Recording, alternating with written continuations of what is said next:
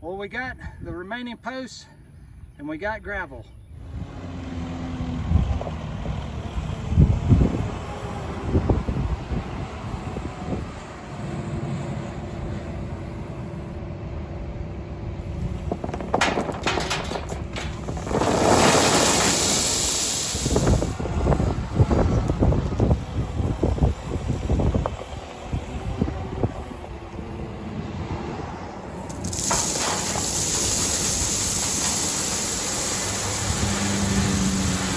Now we can finish setting these posts, and this is the last of the posts.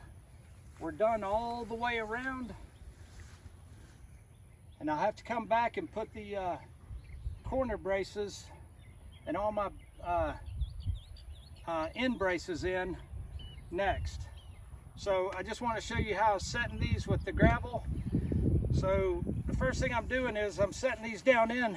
We've had a lot of rain here, so these posts, you're able just to auger them down in there without even digging them out, and it just pushes the dirt off to the side.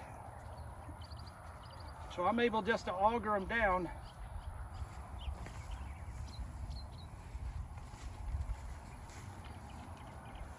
And with my gauge, I can check and see where we are.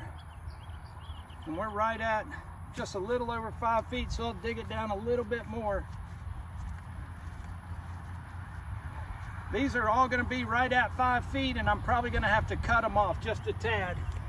But they're all 3 feet in the ground. So that's it. Now we just fill up the holes with gravel, start tamping it in.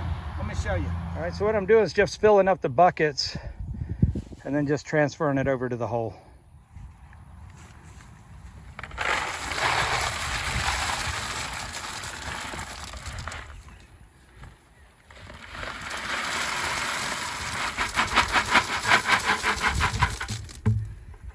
This hole's so deep it'll accept a 5-gallon bucket full. Then I check the level, get it exactly where I want it.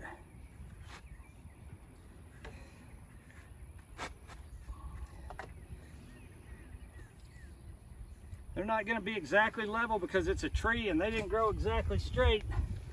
Then I'm using this 20-pound tamping bar and just tamping it down.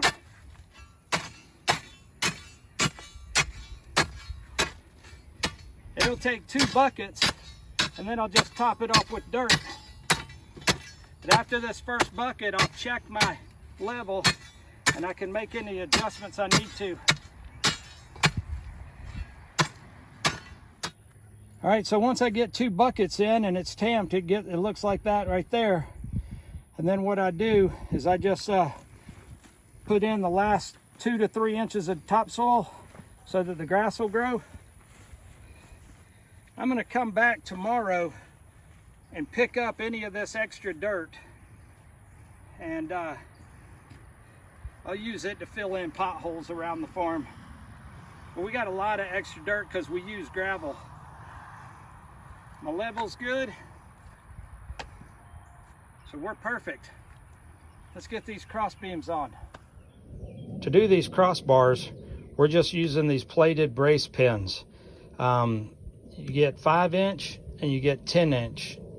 10-inch come in a box just like this, but I don't have the box. But get them at Tractor Supply, and you need a 3/8-inch drill bit that's at least 12 inches long to drill your holes.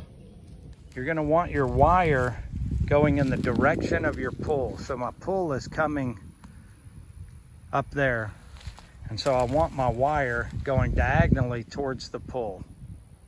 So this brace pin just goes in like that. You just drill a 3/8-inch hole about 2.5 inches deep, and then about 2.5 inches deep into your post.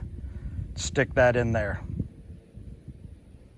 On the other end, you do the 10-inch brace, and you drill it all the way through the post and then into your beam, and you leave about 1 inch hanging out. So it looks like that. All right, so now you got a rod down there holding that up, and you got a rod right here holding this up. This sticking out 1 inch allows you to hang your wire on it. And when you run your wire down, it just runs through a staple. It's hard to see, but there's a staple stapled in right down there. And the wire's just running through it. You just leave a little bit of the staple hanging out, an eye, and run your wire through it. You want to run 2 loops of wire, and I'm just using a turnbuckle ratchet that you get at Tractor Supply. You need one of these tools right here as well to turn the ratchet. And then you just tension up your wire, and it just pulls your brace nice and tight. And like I said, you want it to go in the direction of your run. So we're about to do this one. And since the run's going up there, the wire will be diagonal from bottom right to top left. And we'll continue to do that all the way around till we have every corner and every end with the bracing wire on it. If you don't put the bracing wire on there, then when you go to tension your fence, over time, this corner will just collapse. So I got this corner straightened out like I told you in video 1. Remember, it folded right here and attached to this. Now I've straightened it and attached it into that corner, and now that corner will run all the way up. So now I'm 6 feet off the property line ish, but it's a much better layout. I just got to remove that post right there and put this corner bracing wire on, and we will be ready to start stretching some wire. So that's going to do it for part 2.